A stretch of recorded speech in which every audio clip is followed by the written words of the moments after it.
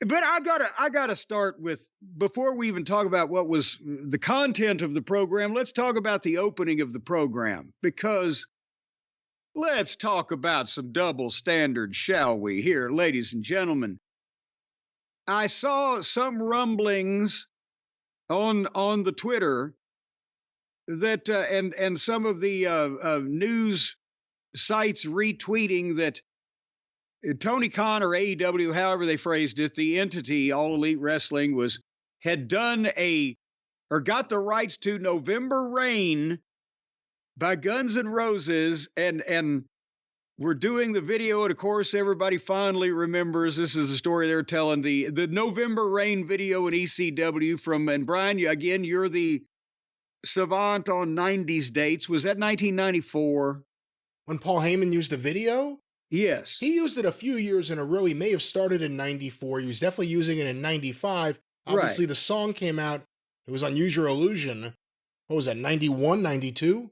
So 91, 92. But Paul used it several years because of his November big event that he would have, November to Remember, whatever the case. Paul Heyman, at times without paying any royalties or publishing fees or anything else, seemingly. Yes, nothing. But Paul Heyman, for that era, used that era's music perfectly for his wrestling. Yes. And obviously that was a big influence on Tony Khan.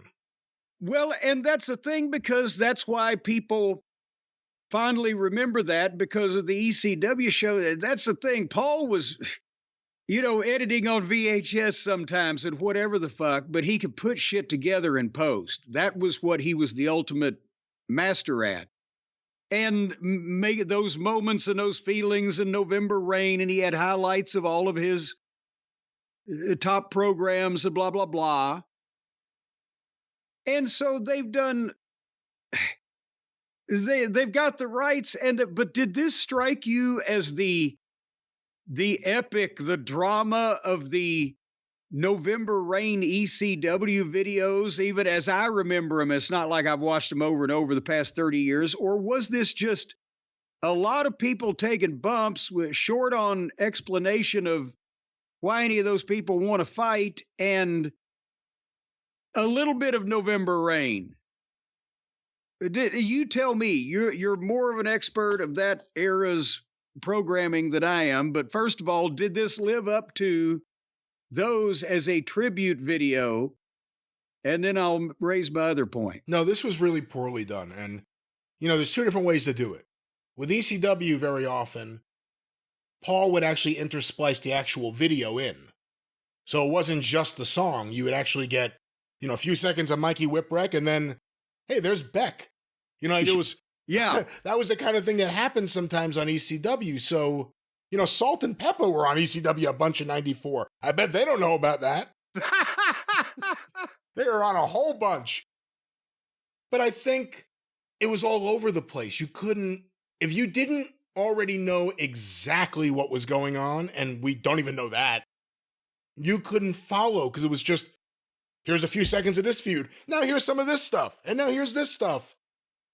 And as it's happening, I don't think they realize the effect is you're seeing one by one the card play out, and you're like, ooh, oh no. It's getting worse and worse what you realize is coming your way.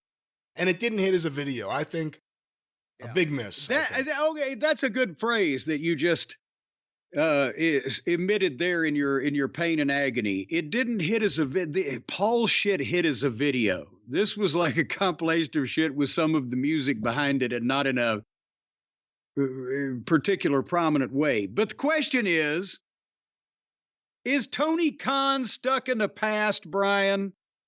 That was 30 years ago, and it would be the equivalent of if in Smoky Mountain Wrestling in 1994, if I had done a video to I Want to Hold Your Hand. Yeah. Your thoughts? I mean, I remember you going as far back as Jessica with the Allman Brothers, but it worked. Well, it worked because it's an Southern rock, and was sake. Yeah, I mean, it worked. It worked. Yeah. The song could work, but again, the video, it just felt slapdash. It didn't. Well, I know I'm being facetious that, I know it's somewhat of a timeless classic, but at the same point, this is a national television show in 2024, and he's spending the money with the state of things going on right now.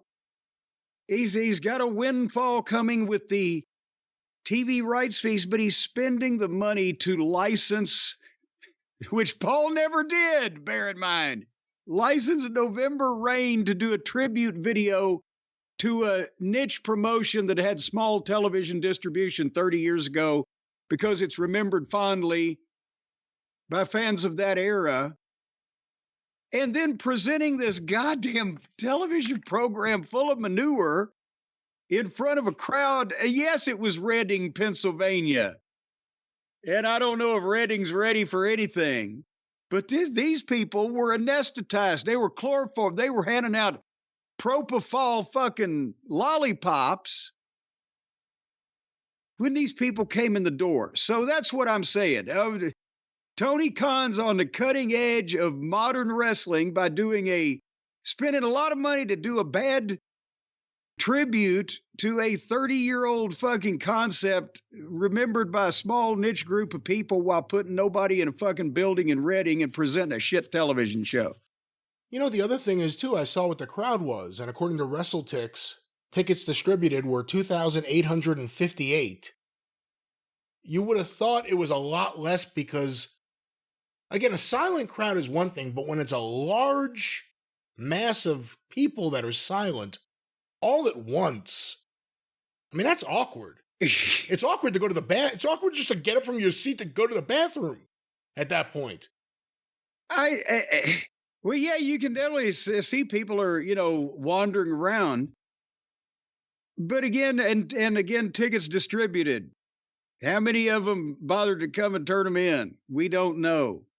But it's just, they're just, and it's because this show, you mentioned, it's falling apart. It's not falling apart. It's falling into pieces because you can tell. Don't say that. He'll license Patsy Cline next week. I fall to pieces. Holy shit.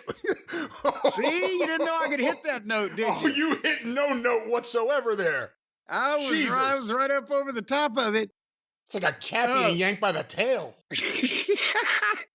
The fuck was that? What I'm saying to you is that the people, there are a lot of individuals in AEW, either behind the camera or in front of the camera, that think variously that they are artistes, that they are auteurs. Some of them are movie directors, some of them are producers. Only one of them's a high financier. Some of them are actors. Some of them want to be dramatic. Some of them comedic. I think some of them want to be on reality television. And everybody is getting in between Tony's booking of multiple people in matches that fucking nobody can keep track of. You have a variety of people creating whatever the fuck kind of show business it is that they think they're going to get into next.